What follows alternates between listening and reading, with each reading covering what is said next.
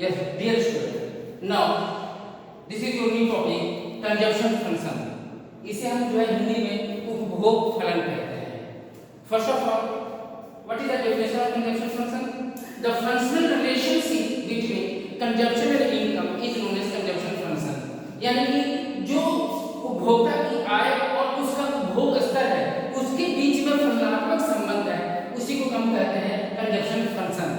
उदाहरण के तौर पे मेरी इनकम अगर 10,000 रुपीज पर मंथ है और मैं 6,000 रुपीज जो है पर मंथ कंजम्पशन करता हूँ अपनी नीड्स को फुलफिल करने के लिए, अपना घर चलाने के लिए, तो इनके बीच का जो अनुपात है, ठीक है, यानी कि 6,000 डिवाइडेड बाय 10,000, इसके यानी कि C by Y. Consumption function में C by Y, यानी कि मेरी इनकम 1,000 है और मेरा जो है 10,000 इनकम मेरी 10,000 है और 6,000 मेरा जो है एक्सपेंडिचर है, यानी कंजम्पशन है. तो इसके ये जो रेशो है यही कहलाता है कंजम्पशन फंक्शन. यानी कि इनकम का वह भाग जो उपभोग पर खर्च किया जाता है, आय और उपभोग के बीच में फलनात्मक संबंध को ही हम उपभोग फलन कहते हैं. तो कंजम्पशन का किसके साथ रिलेशन है? इनकम के साथ. Now this is schedule Y and C. ये आपका शेड्यूल में लिखा गया है Y for income, C for consumption. Income जब 0 था तो कंजम्पशन आपका 20 था. And I have already told to you that minimum consumption should be must for survival of human being. भले ही आपकी इनकम 0 हो लेकिन आपको मिनिमम कंजम्पशन जो है कुछ ना कुछ करना पड़ेगा. तो यहाँ मिनिमम कंजम्पशन जिसे हम ऑटोनोमस कंजम्पशन भी कहते हैं वो कितना है? 20 है. इनकम आपकी 0 है, आपका ऑटोनोमस कंजम्पशन 20 है. इनकम 0 से बढ़कर जो है 50 हो गई तो आपका कंजम्पशन 20 से 20 60 हो गया. इनकम 100 हो गया तो ये आपका बढ़कर ये भी 100 हो गया. फिर इनकम 150 हो गया तो ये आपका बढ़कर 140 हो गया. इस तरह से हमने क्या देखा? इस तरह से हमने ये देखा कि जो है इनकम और कंजम्पशन का एक्सपेंडिचर में डायरेक्ट रिलेशन है. जैसे जैसे इनकम बढ़ रही है वैसे वैसे कंजम्पशन बढ़ रहा है. यहाँ पे हमने दो चीजें देखी कि यहाँ पे इनकम में जो है ध्यान दीजिएगा 50-50 का गैप है और कंजम्पशन कितने का है? 40-40 का है. ठीक है, लेकिन एक लेवल ऐसा है जहाँ पे इनकम और कंजम्पशन दोनों एक दूसरे के इक्वल होगा. यानी कि यहाँ भी 100 है, यहाँ भी 100 है. इसी चीज को हम ये डायग्राम में प्रेजेंट करने जा रहे हैं. y एक्सिस में हमने इनकम दिखाई है. इनकम 0 से स्टार्ट कर 150 तक गया है तो हमने इक्वल क्लास नंबर लेते हुए 0 50 100 1 यानी 0 50 100 150. क्लियर? और ये आपका कंडीशन 20 से स्टार्ट है, मिनिमम 20 है और मैक्सिमम 140 है. तो हम राउंड फिगर में, ठीक है, क्या करेंगे? 0 20 40 60 20 20 का गैपिंग करते हुए इक्वल क्लास इंटरवल लेते हुए हम कहां तक जाएंगे? मैक्सिमम 140 या 140 तक गए. हां, आपको 60 तक जा सकते हैं, 160 तक मान लीजिए. अब इसी के बेस पर ये डायग्राम बनाया है. 0 इनकम थी तो आपका कंजम्पशन कितना था? 20 था. तो यहां पे देखिए इनकम आपकी कितनी है? 0 और कंजम्पशन कितना है? 20. ठीक है, देन यहां पर पहले हम इनकम दिखाएंगे 50. जब इनकम 50 थी तो कंजम्पशन कितना था? 60. देखिए रहा कंजम्पशन और ये आपका इनकम एक पॉइंट ये होगा. ठीक है, ये एक पॉइंट है. जब इनकम 100 थी तो कंजम्पशन भी 100 था. यानी कि जितना हम कमा रहे उतना और पैसा खर्च करते हैं, कुछ बचा नहीं है, नथिंग सेविंग. ठीक है, तो यहाँ पे इनकम 100 है और यहाँ पे कंजम्पशन भी 100 है. भाई जितना कमाया उतना खा रहा है, कोई कुछ बचा कर नहीं रखा. हाँ, बहुत अच्छे अच्छे कई सारे ऐसे लोग होते हैं जो ऐसी जिंदगी जीते हैं, विलासिता की जिंदगी जीते हैं कि भाई देखा जाएगा जो होगा सब कुछ. ठीक है, क्यों हम बचा करते हैं? तो जितना कमाया उतना खा के खत्म कर दिया. यानी कि बोथ आर इक्वल. कंजम्पशन उतना ही किया जितना तुम्हारी इनकम थी.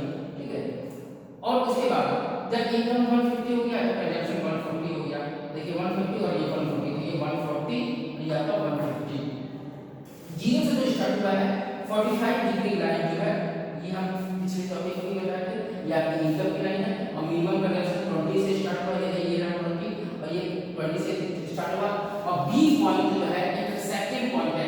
That point where both consumption and income both are intersect each other and that level is known as break even point. break even point means समता बिंदु. समता बिंदु उसे कहते हैं जहां पे आय और उपभोग का स्तर दोनों इक्वल हो यानी बराबर हो. यानी जितना हमने पैसा कमाया उतना खर्च कर दिया, उतना खत्म कर दिया, उपभोग कर दिया. यानी कि जहां पे इनकम और कंजम्पशन एक्सपेंडिचर दोनों एक दूसरे के इक्वल हो तो उसे हम ब्रेक इवन पॉइंट कहते हैं. सी लाइन, अब इसका एक्सप्रेशन देखिए. सी लाइन स्टार्ट फ्रॉम 20 वो तो हम बताए थे. सी लाइन 20 से स्टार्ट है और 220 स्टार्ट है क्योंकि वो मिनिमम लेवल ऑफ कंजप्शन है, ठीक है, मिनिमम लेवल ऑफ कंजप्शन है जिसे हम ऑटोनोमस कंजप्शन कहते हैं।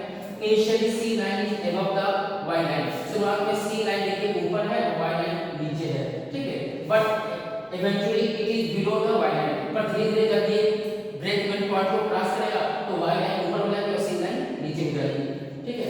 इट इंडिकेट दैट, ये क्या दिख रहा है, rate at which C line increase, यानी कि जिस रेट से सी लाइन बढ़ रही है is lower than the rate at Y increase, वो वाई लाइन जो इंक्रीज कर रही है उससे कम है, ठीक है। सी लाइन की इंक्रीज हो रही है वो वाई लाइन से कम है, लेकिन उपभोग में कम चेंजेस आ रहे हैं, इनकम में ज्यादा चेंजेस आ रहे हैं। अब आपको दिख ही रहा होगा यहाँ पे इनकम में 50-50 का चेंज है और यहाँ 40-40 का चेंज है, यानी कि इसमें चेंजेस ज्यादा देखने को मिल रहा है इनकम में, इसलिए यहाँ पर वही चीज को यहाँ पे सेंटेंस में कन्वर्ट किया गया है। सी लाइन क्रॉस वाई लाइन, यानी कि जो सी लाइन है ये जो है ये ऐसे जाती हुई, ठीक है, लेफ्ट टू राइट अपवर्ड कहां इंटरसेक्ट कर रही है, डी पॉइंट पे, किसको कर रही है, वाई लाइन को, ठीक है। It is called break even point, जिसे हम ब्रेक इवन पॉइंट कहते हैं। I have already told you here total consumption is equal to total income, यहां पे टोटल कंजप्शन जो है टोटल इनकम के बराबर है। ये रही बात आपकी स्टैंडर्ड एक्सप्रेशन की।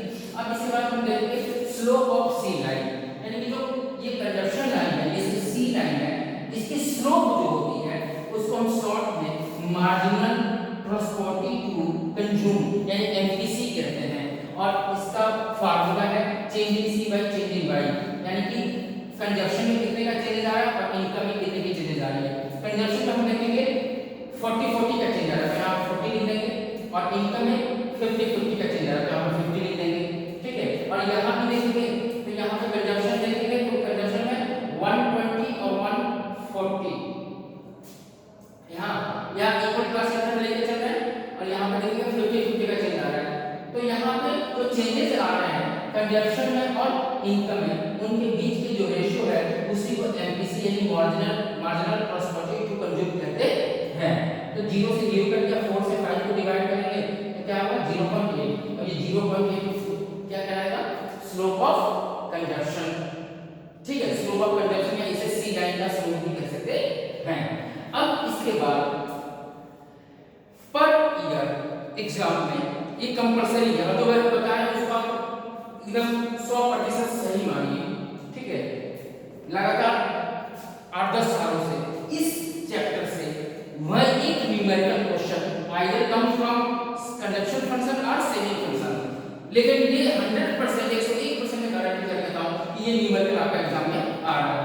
ये तो आपका डायग्रामेटिक प्रेजेंटेशन था, लेकिन इसी को अलजेब्रिक प्रेजेंटेशन के रूप में एक फार्मूला बताया गया है, और इस फार्मूले में शॉर्ट 3 मार्क्स का क्वेश्चन या 1 मार्क्स का या 3 मार्क्स का क्वेश्चन पर ईयर एग्जाम में क्वेश्चन ये पूछे जाते हैं। बहुत इजी तरीके से मैं आपको समझा रहा हूं, एक्सप्लेन करके बता रहा हूं, और इसी में कई तरह से घुमा के क्वेश्चन जो है देंगे, लेकिन फार्मूला एक रहेगा, लेकिन इसी में जो है उसके लैंग्वेज को चेंज कर देंगे, कभी-कभी वर्डिंग को चेंज कर देंगे, कभी-कभी जो है आपकी वैल्यू जो है उल्टे सीधे दे देंगे ताकि स्टूडेंट कंफ्यूज हो जाए, लेकिन मेन यही है आपका formula. C means consumption is equal to autonomous consumption, जिसे हम मिनिमम कंजप्शन कहते हैं, जो यहाँ पे कितना दिखाया गया है 20 दिखाया गया है, यहाँ 20 दिखाया गया है, इसी को हम जो है यहाँ पे सी बार, सी के ऊपर देखो बार लगा हुआ है, प्लस बी वाई, बी माने MPC marginal prosperity to consume, जो हमने आपको यहाँ एमपीसी बताया था स्लोप ऑफ सी लाइन, तो उसको एमपीसी कहते हैं, और एमपीसी ब्रैकेट में आता है Y, Y means income. MPC निकालने का फार्मूला हमने यहाँ पर बताया है change in C by change in Y. तो क्या होगा, फॉर एग्जांपल एक छोटा सा क्वेश्चन देते हैं, तो मान लीजिए फाइंड सी, अब सी निकालना है, व्हेन सी बार कितना 200, एमपीसी की वैल्यू 0.5, वाई की इनकम कितनी है 1000। तो हम ये पहले क्या करेंगे, देखिए C bar plus B Y, बी मैक्सिमम किताबों में बी वाई लिया हुआ है, ठीक है, लेकिन बी का कोडिंग क्या है, बी का कोडिंग है आपका एमपीसी, बी मींस क्या होता है मार्जिनल प्रोस्पेरिटी टू कंज्यूम। तो मैं इस फार्मूले को हम माइंड में रखेंगे और इसी के बेस पे क्वेश्चन करेंगे। तो यहाँ पे सी इज इक्वल टू सी बार, तो यहाँ पे सी इज इक्वल टू सी बार क्या है आपका, सी बार है आपका 200, तो यहाँ पर हम 200 लिखेंगे प्लस एमपीसी कितनी है 0.5 और वाई की वैल्यू कितनी है 1000, ठीक है। तो 200 प्लस 0.5 को 1000 से इंटू करेंगे, कितना आएगा 500, और 200 प्लस 500 700। 700 इज योर कंजप्शन, यानी कि 700 आपका क्या हो गया, कंजप्शन हो गया। इस तरह से हम जो है ऐसे क्वेश्चन को न्यूमेरिकल कर सकते हैं। एग्जाम में कुछ भी आ सकता है, कभी कभी ऑटोनोमस कंजप्शन निकालने के लिए पूछ लिया जाता है, कभी कभी एमपीसी पूछा जाता है, इसकी वैल्यू दी होगी, इसकी दी होगी, इसका नहीं दिया होगा, इसकी दी होगी। तो कुल मिलाकर बस फार्मूले पे ही इसको पुट करना है। फार्मूले को अच्छे से याद कर लीजिए और इस पर न्यूमेरिकल आप सॉल्व करते रहेंगे तो आपको जो है कॉन्सेप्ट आपका उतना ही क्लियर होता जाएगा। और कुछ भी आ सकता है, इसमें कंजप्शन फंक्शन आ सकता है निकालने के लिए, ऑटोनोमस कंजप्शन आ सकता है, या एमपीसी आ सकता है। ये जो रहा आपका कंजप्शन फंक्शन शेड्यूल डायग्राम का एक्सप्लेनेशन, और लास्ट में कंजप्शन फंक्शन से रिलेटेड जो है न्यूमेरिकल क्वेश्चंस। और इस तरह के अनसॉल्व और सॉल्व क्वेश्चन कई सारे बुक्स में दिए होंगे, ठीक है, टेक्स्ट बुक एनसीईआरटी में होंगे या फिर कई सारे प्राइवेट बुक्स में भी होंगे। तो जितना ज़्यादा क्वेश्चन न्यूमेरिकल के सॉल्व करते जाएंगे तो उतना ज़्यादा आपकी जो है उस न्यूमेरिकल वाले पार्ट में आपकी मजबूती बनती जाएगी, ठीक है। और इसके बाद जो नेक्स्ट टॉपिक है वो हम सेम इसी तरह से पढ़ेंगे, सेविंग से रिलेटेड। सेविंग फंक्शन क्या है, ठीक है, सेविंग फंक्शन क्या है, और उसके डायग्राम देखेंगे, शेड्यूल देखेंगे, और फिर उससे रिलेटेड न्यूमेरिकल देखेंगे।